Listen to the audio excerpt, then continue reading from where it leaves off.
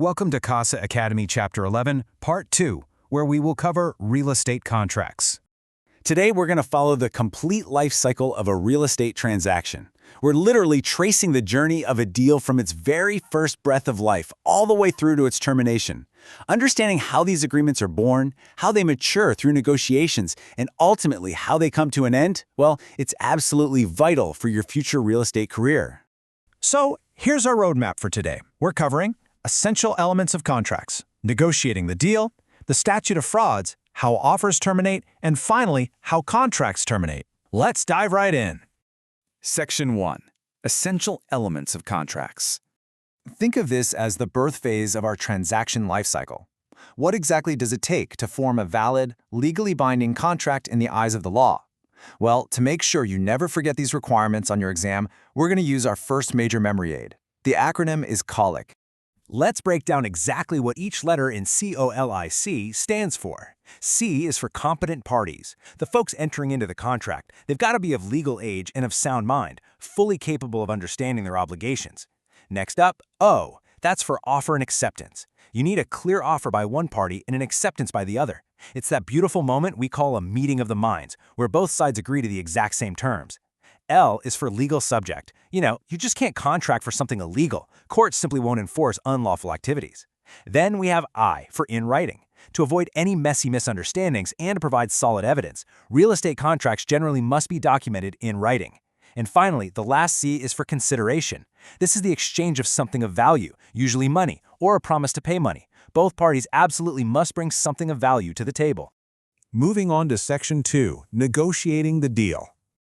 Now, this is kind of the adolescence phase of a contract, right? It's where things often get a bit tricky with back and forth negotiations before everyone finally agrees.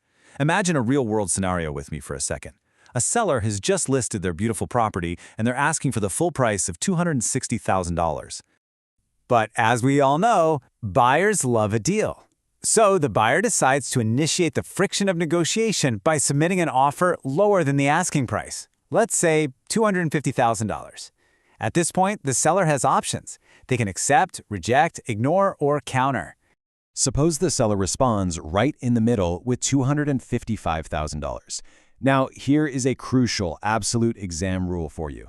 A counteroffer completely terminates the original offer. Once the seller proposes this new number of $255,000, that original $250,000 offer no longer exists. It is dead. If the buyer walks away from the new counteroffer, the seller can't suddenly change their mind and say, actually, scratch that, I'll take the $250,000. Remember this for sure. A counteroffer kills the original offer. Now, here is a massive stumbling block for new licensees: the difference between an offer and a contract. They're usually written on the exact same document. For instance, if you're looking at transaction file number 598744, you might see a signed document. But if it's still awaiting communication of acceptance, it remains just an offer. It is not legally binding yet.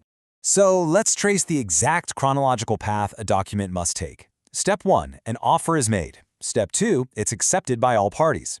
Step 3, that acceptance is properly communicated back to the person who made the offer.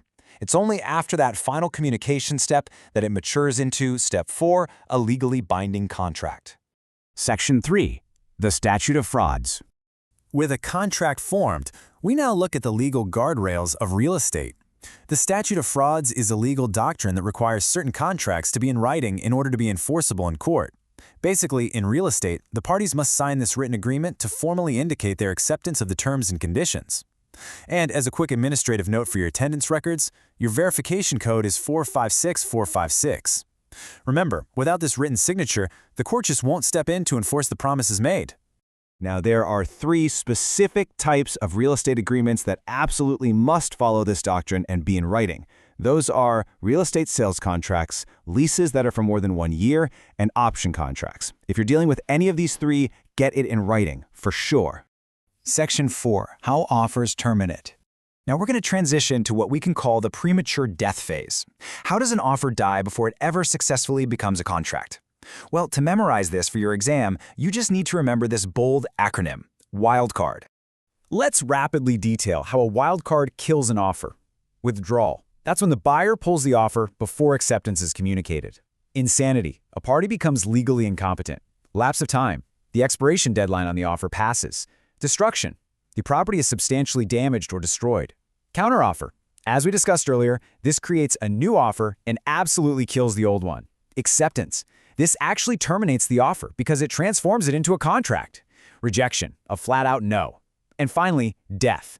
If either party dies before acceptance, legal capacity vanishes, terminating the active offer instantly. Section 5. How contracts terminate. Let's move on to the final resting place in our life cycle. Once an offer survives and becomes a binding contract, how does that contract eventually come to an end? The final structural acronym you need in your toolkit for contract termination is BRRLAP. So, contracts end through BRLAP. Breach is when someone fails to perform their required duties. Revocation is when provisions allow a party to legally revoke the agreement. Renunciation is a mutual agreement by both parties to just walk away. Lapse of time means a required deadline for performance was missed. Abandonment is when a party simply walks away from their obligations. But you know what? The most important one here is performance. This is the ultimate goal, occurring at closing when the buyer pays, the seller delivers the deed, and all obligations are perfectly fulfilled. It's the most common and definitely the preferred way a contract naturally ends. As we wrap up this explainer, this quote is your ultimate takeaway. When the minds meet and all elements are present, contracts create legally enforceable obligations. One party can't simply change their mind and walk away without facing consequences. You're bound by the legal weight of the agreement. I want to leave you with a final challenge to really test your memory. If a seller responds to an offer with new terms, is that original offer still alive? Well, if you instantly remembered that a counteroffer completely kills the original offer, then you are perfectly primed and confident for your licensing exam. Keep these concepts and acronyms fresh, and they'll serve you incredibly well in your real estate career.